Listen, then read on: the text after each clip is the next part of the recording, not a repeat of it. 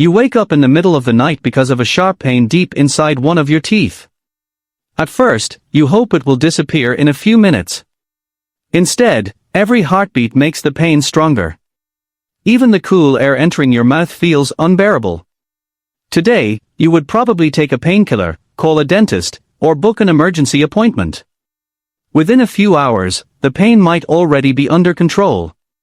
But now imagine waking up with that exact same pain, not today, but 50,000 years ago. There are no dentists, no antibiotics, no pharmacies, and no hospitals. You are living as a hunter-gatherer, surrounded by forests, mountains, wild animals, and an unforgiving world. In that world, a single infected tooth is not just painful, it can become a fight for survival. Most people think prehistoric humans only feared giant predators, freezing winters, or starvation.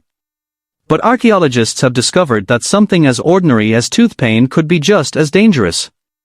If you could not chew food, your body slowly became weaker. If an infection spread from your mouth into your jaw or bloodstream, there was almost nothing to stop it. A problem that many of us solve in a single afternoon could have ended a human life thousands of years ago.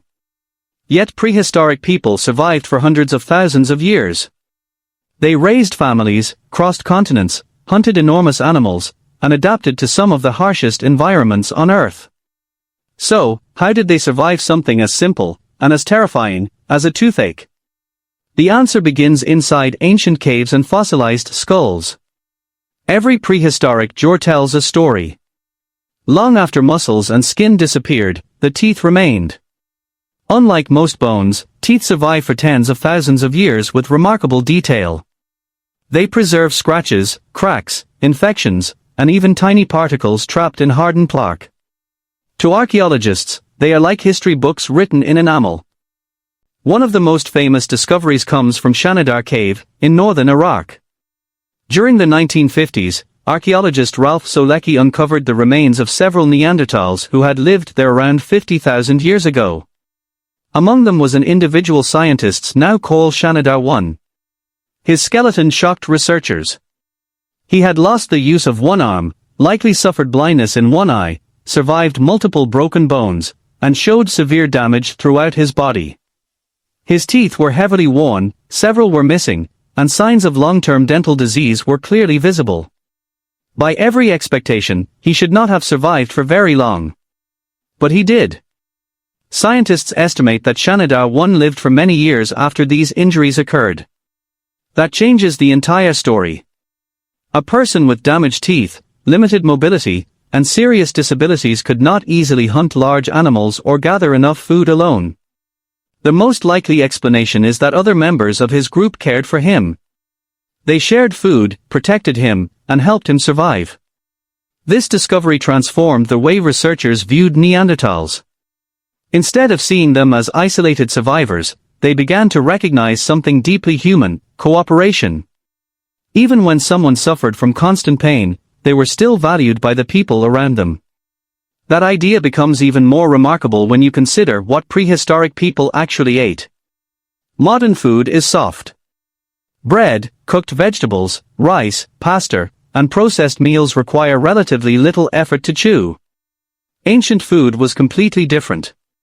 Tough meat from wild animals, dried tendons, fibrous roots, hard seeds, and raw nuts placed enormous pressure on the teeth every single day. Sometimes, prehistoric humans even used their teeth as tools. They gripped animal hides while making clothing, held plant fibers while weaving rope, and clamped pieces of wood during tool making. Every day added a little more wear. Every year removed a little more enamel. Eventually, the protective outer layer of the tooth became thinner and thinner. Once that enamel disappeared, the sensitive inner dentin became exposed. Every bite sent pain shooting through the jaw. Tiny cracks slowly became larger. Pieces of teeth broke away. Food became trapped inside damaged areas, allowing bacteria to grow. Without modern treatment, a small problem could slowly become a dangerous infection. Yet something surprising appears in the archaeological record. Many prehistoric hunter-gatherers actually had fewer cavities than most modern people. That sounds impossible, but the reason is simple. Sugar was almost completely absent from their daily lives. Refined sweets, soft drinks, candy, and processed snacks did not exist. The bacteria that cause cavities thrive on sugar. Without it, cavities became much less common, even though heavy toothwear remained a constant problem. In other words, ancient humans often escaped one dental disease, only to face another. And then, archaeologists uncovered evidence that may completely change the way we think about prehistoric medicine. The discovery came from El Sidrón Cave in northern Spain, where researchers studied Neanderthal remains dating back around 49,000 years. Inside the hardened dental plaque attached to their teeth, scientists found microscopic traces of plants and other materials that had been trapped for thousands of generations. This ancient plaque acted like a time capsule, preserving clues about what these people placed inside their mouths. One of the most interesting findings was evidence of poplar tree compounds. Poplar contains salicylic acid, a natural chemical that reduces pain and inflammation. Thousands of years later, the same type of compound became the foundation for aspirin. Researchers also found traces of penicillium mold, the same group of molds that eventually led to the discovery of penicillin, one of the most important antibiotics in human history. Scientists cannot know exactly why these substances were present. They may have entered the mouth accidentally through food or the environment. But another possibility is much more fascinating. Neanderthals may have understood that certain plants and natural substances could help relieve pain or fight illness. If this interpretation is correct, then humans were experimenting with natural medicine long before written records, hospitals, or scientific laboratories existed. For prehistoric humans, the natural world was not just a place to live. It was also their source of medicine. They observed animals, tested plants, remembered successful treatments, and passed knowledge from one generation to another. A person who knew which plant reduced pain or which root was safe to eat carried information that could protect an entire group. This knowledge became especially important because tooth problems were not always caused by food. Injuries happened during hunting. Stones hidden inside food could crack teeth. Accidents while making tools could damage the mouth. Even small infections could become serious. Without modern medicine, survival depended on experience, patience, and cooperation. Another important discovery comes from prehistoric humans who lived much later, during the Upper Paleolithic period. Archaeologists studying sites across Europe have found evidence that humans were not simply reacting to pain. They were actively finding ways to manage it. Tools, plants, and careful preparation of food all show a growing understanding of how to reduce physical suffering. Cooking also changed the human relationship with teeth. Around hundreds of thousands of years ago, controlled fire became an important part of human life. Softer cooked food required less chewing and placed less stress on the jaw. Research by scientists studying human evolution suggests that cooking may have contributed to changes in human teeth, faces, and digestive systems over time.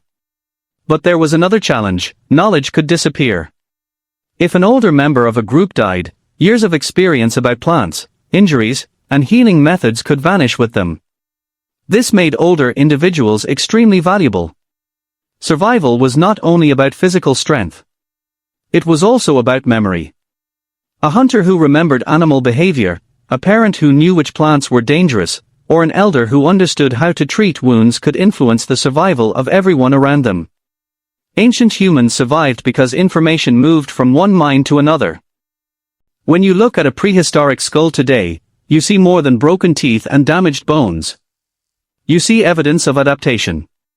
You see people who felt the same pain humans feel today, but lived in a world where every problem required a different solution. A toothache was never just a toothache.